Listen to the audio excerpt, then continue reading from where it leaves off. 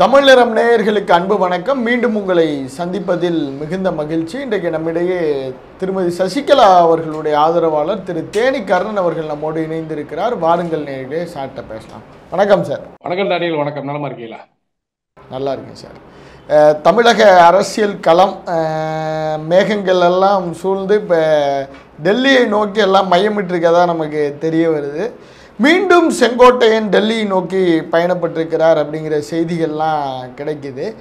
உங்களுடைய முதற்கட்ட பார்வை சார். இல்லை, செங்கோட்டையன் அவர் பயணப்படுறாருன்னா ஒரு நல்ல எண்ணத்தோடு ஒரு ஒரு மாபெரும் இயக்கம், இந்த இயக்கம் அழிந்து விடக்கூடாது, இந்த இயக்கத்தை ஒன்றுபடுத்த வேண்டும் என்ற ஒரே ஒரு கொள்கையை மட்டும் அவர் வச்சு இடையில குரல் எழுப்புறாரு. எடப்பாடி பழனிசாமியோடைய போக்கு பிடிக்கலன்னு குரல் எழுப்புறாரு. அதை அவங்க கண்டுக்கல, ஒதுக்கி வைக்கிறாங்க. அது பிறகு அவருடைய கோரிக்கை எங்க இருக்குன்னா தேசிய கட்சியான பாஜகவோடு. ஏன்னா எடப்பாடி பழனிசாமி ஒரு 4.5 ஆண்டு காலம் ஆட்சி நடத்தினதே பாஜகவுடைய ஆதரவோடு தான். அதை என்னைக்குமே இந்த நன்றி மறந்துடக்கூடாது.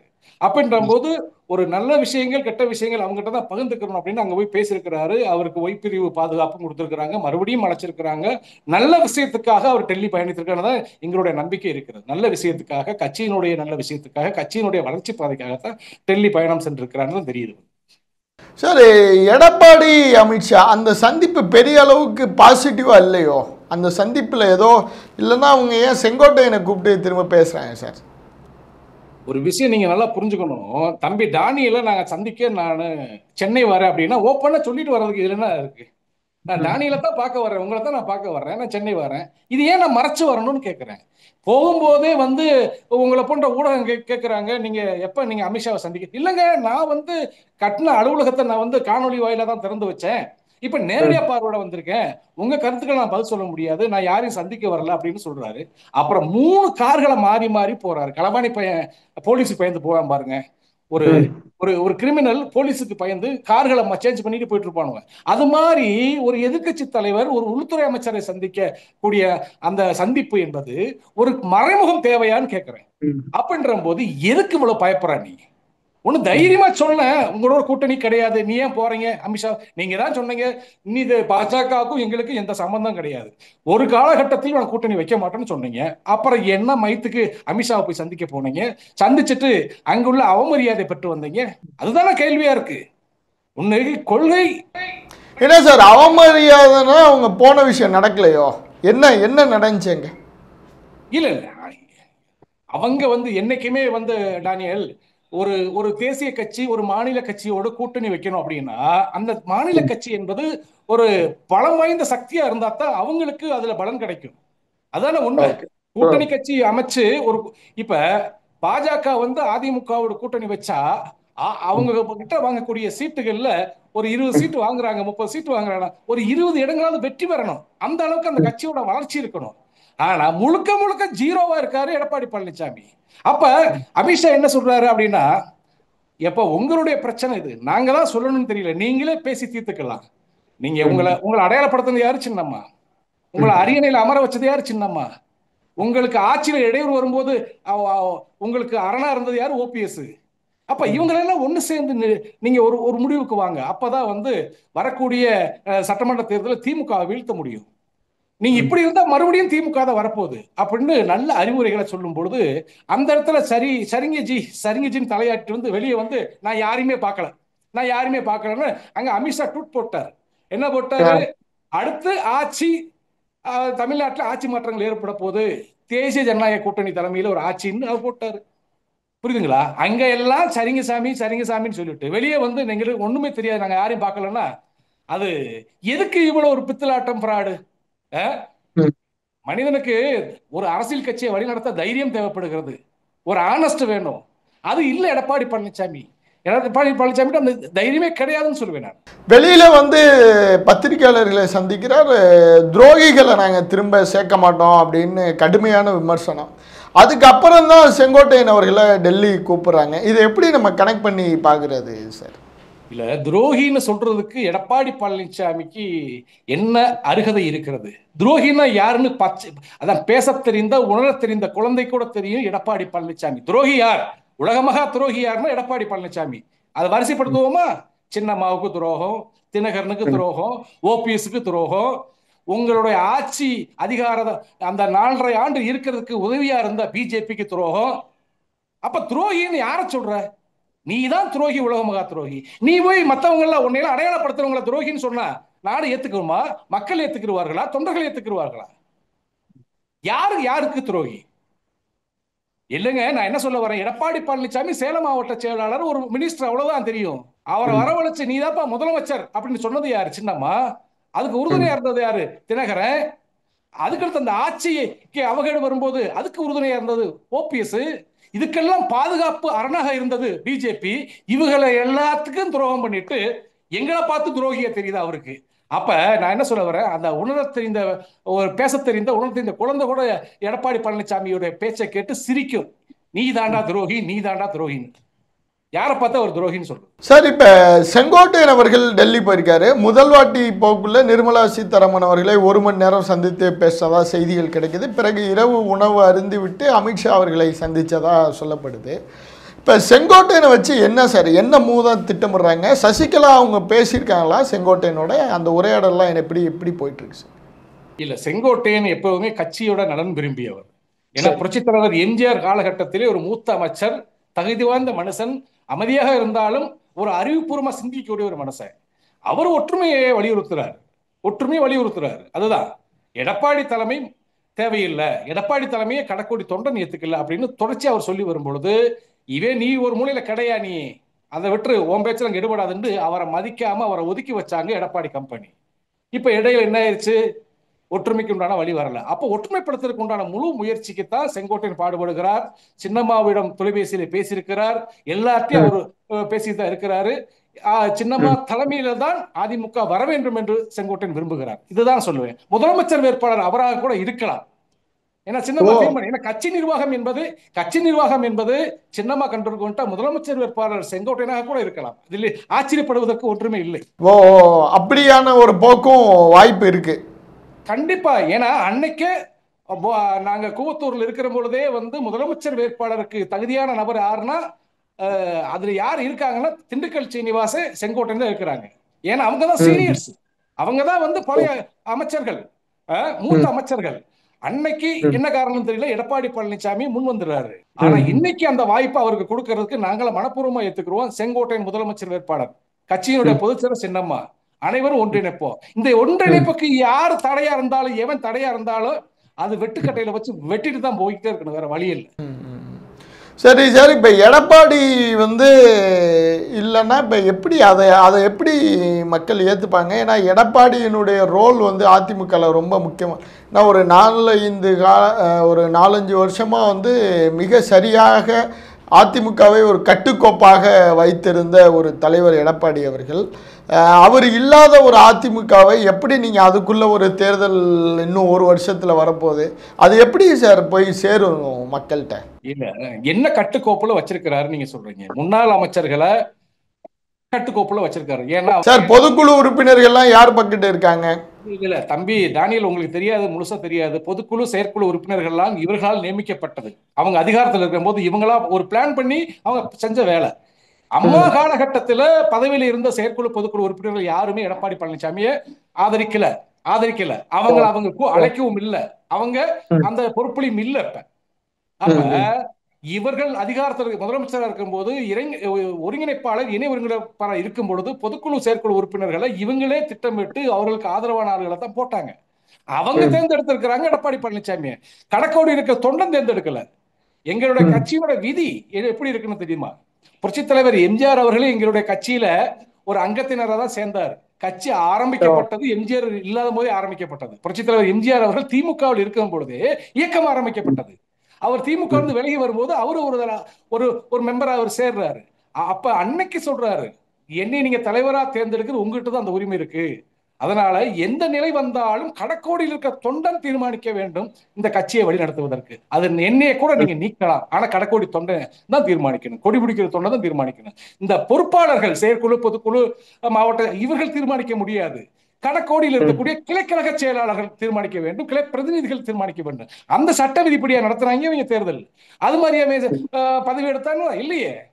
இவங்க எல்லாம் ஒரு குழு ஏழை மேளா நடத்துறாங்க. ஏழை மேளா அப்படின்னா ஒரு ஏழை நடத்துறான். அதுல வந்து ஓபிஎஸ் பின்தங்கிட்டாரு, எடப்பாடி பழனிசாமி ஜெயிச்சிட்டாரு. பணம் கொடுக்குற விஷயத்துல புதுசா நியமிக்கப்பட்ட அந்த நிர்வாகிகளுக்கு தகுதி வாரியா ஒரு செயற்குழு உறுப்பினர் இருக்கான்னா அவனுக்கு 10,000 20,000, ஒரு மாவட்ட செயலர் புதுசா நியமிக்கப்பட்ட 1 கோடி, அமைச்சர்களுக்கு 10 கோடி 20 கோடி பூரா எக்ரிமெண்ட்ல கையெழுத்து போட்டு பணம் வாங்கியிருக்கானுவ.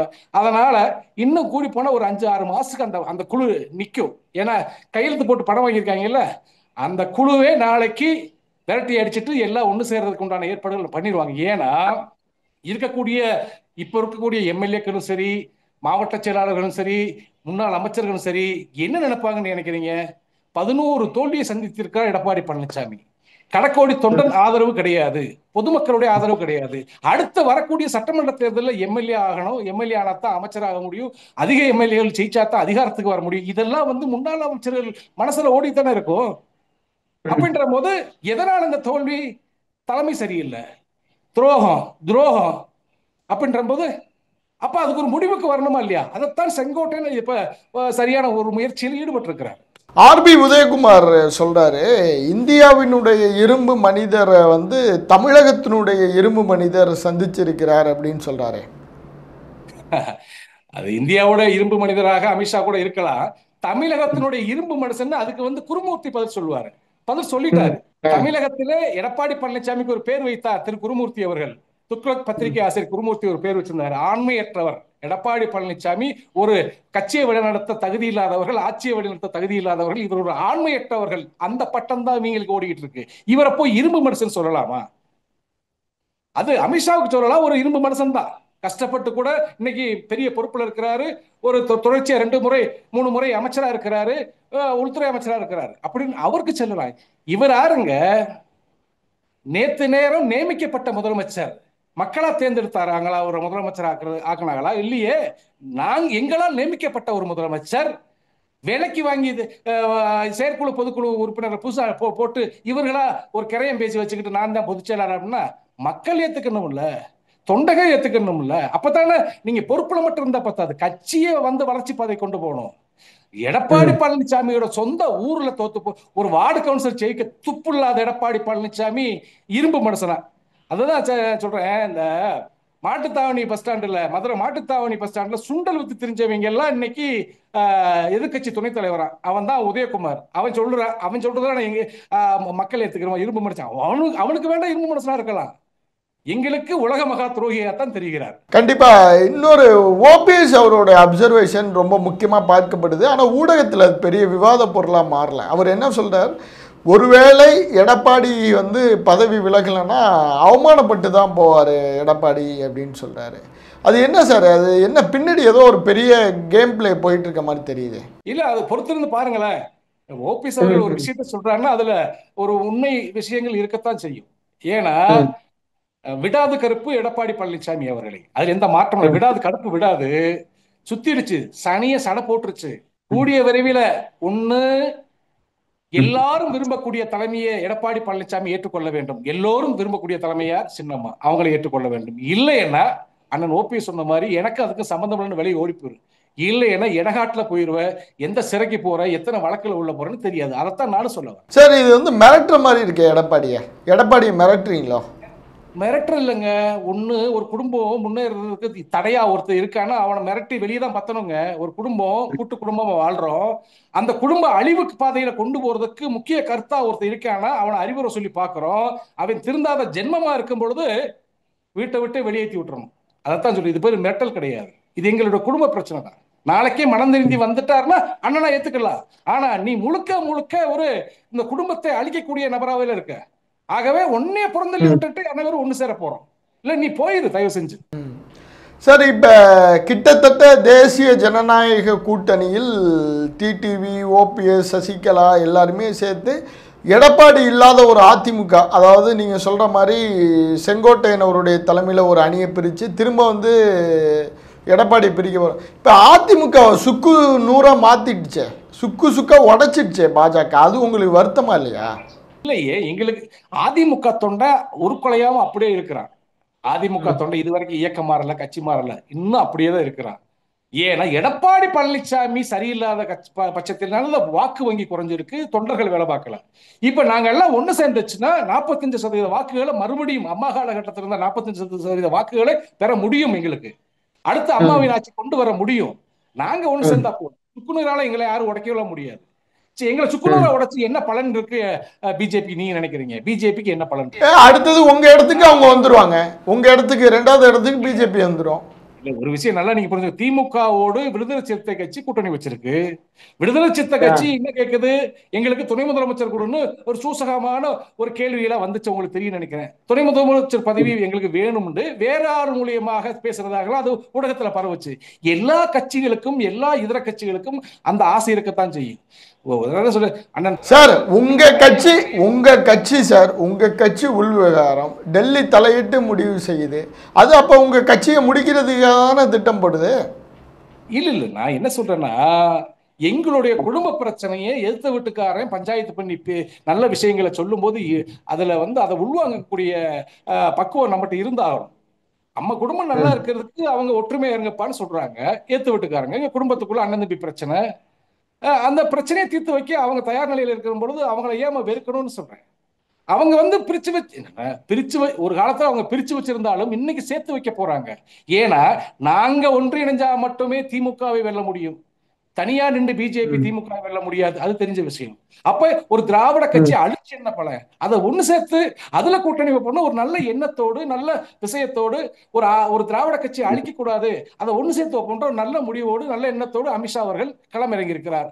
அதுக்கு உறுதுணையாக கடக்கோடி இருக்க தொண்டன் கூட சரியா இருக்கிறார்.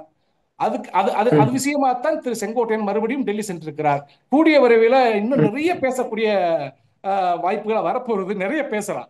Okay sir. சார், இப்போ ஜெயக்குமார் அவரும் கடுமையான அதிருப்தியில் இருக்கிறதா தெரியுது. ஏன்னா பாஜக எதிர்ப்பில் தீவிரமாக இருந்த ஜெயக்குமார், இவர் முனுசாமி எல்லாருமே அதிருப்தியில் இருக்கிறதா தெரியுது. இப்போ அடுத்த கட்டம் இன்னும் அடுத்த வர வாரங்களில் எந்த மாதிரியான மாற்றங்களை நம்ம எதிர்பார்க்கலாம் சார்? ஜெயக்குமார் அதிருப்தினா மொத்தத்துல ஜெயக்குமார் எடப்பாடி பழனிசாமி மேல அதிருப்தியா தான் இருக்கிறார். என்ன காரணம் சொல்லுங்க? ஏன்னா அப்பனும் தோத்து போனாரு, மகனும் தோத்து போனாங்க. சரி, எனக்கு என் மகனுக்கு ஒரு ராஜ்யசபா எம்பியாவது கொடுங்கன்னு கோரிக்கை வைக்கிறாரு எடப்பாடி பழனிசாமி. அது முடியாத பட்சத்துல அந்த டீலிங் இல்லாதனால அவர் அதிருப்தியா இருக்கிறாரு. இவர் பிஜேபியோட அதிருப்தியா இருந்து என்ன நடக்க போகுது? ஜெயக்குமார் அவர்கள் பிஜேபியோட அதிருப்தியா இருந்து என்ன நடக்க போகுது? ஆடும் கத்தியும் யாரு கையில? அமித்ஷா கையில.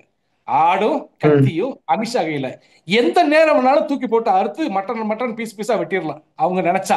அப்படி இருக்கும்போது பிஜேபியோட அதிருப்தியா இருந்து என்ன ஆக போகுது? இவருடைய அதிருப்தி எல்லாம் எடப்பாடி பழனிசாமி கிட்ட தான். என்ன காரணம்னா 2 பேருமே தோத்து போனாங்க. சரி, ஒரு ராஜ்யசபா எம்பியாவது என் மகனுக்கு கொடுக்கின்ற போது அதுவும் இல்லை.